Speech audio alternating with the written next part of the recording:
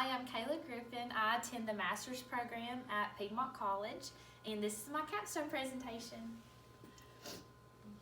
So this is our agenda for today. I'll be going over a brief introduction about myself, my pedagogy as an educator, my analysis of my research proposal, course reflections I've taken during the program, a couple of TEAC standards that I've achieved, and my professional growth as an educator. So a little bit about me. I'm a first grade teacher. I've been teaching for 3 years in Whitfield County, and I've taught pre-K and kindergarten, and I have to say first grade's my favorite. Some of my favorites are vacations, anywhere with water and sunshine, coffee, and being an aunt. And these are some pictures of my nieces and nephews. So my pedagogy as an educator is that I believe all children should have the opportunity to learn in a positive, safe, and welcoming environment.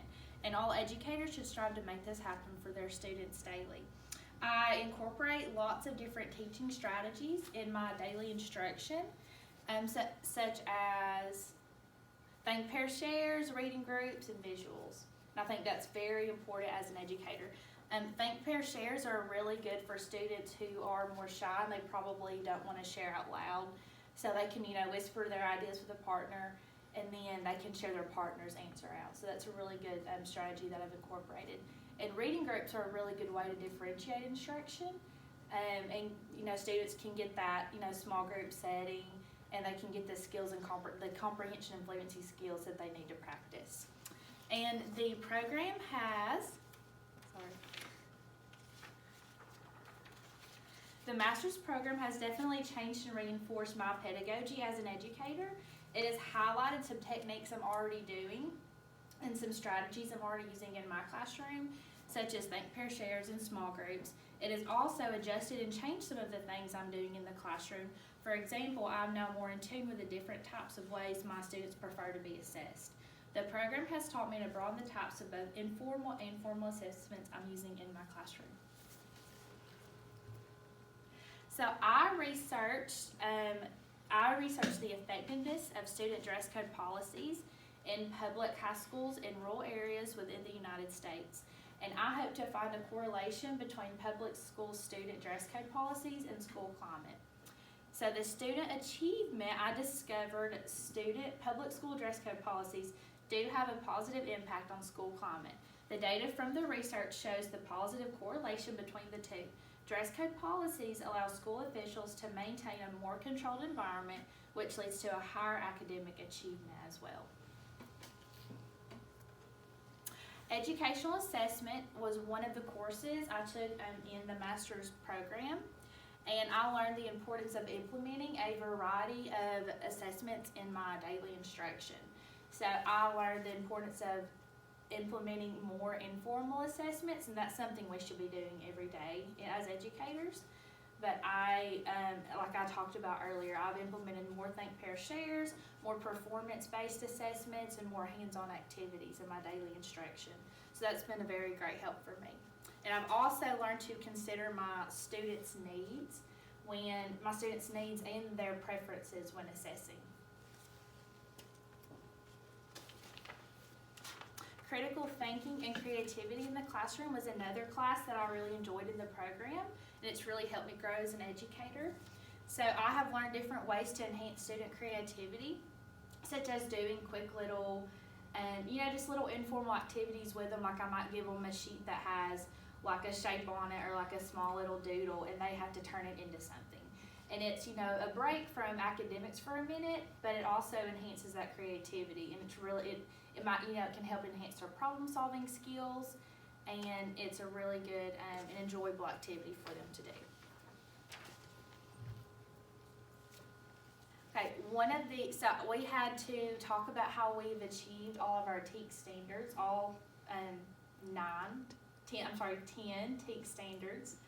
Oh God. All 10 TEAC standards in the program. And this is one standard that I have. Achieved, and it's standard 3, instructional strategies. So I try to incorporate lots of different strategies in my daily classroom. So I'll do lots of collaborative learning, and this is an example of that. These students this was actually on Halloween, and they made a big mess. But my students were able to work in small groups to do lots of different tasks around the classroom. This was one of them.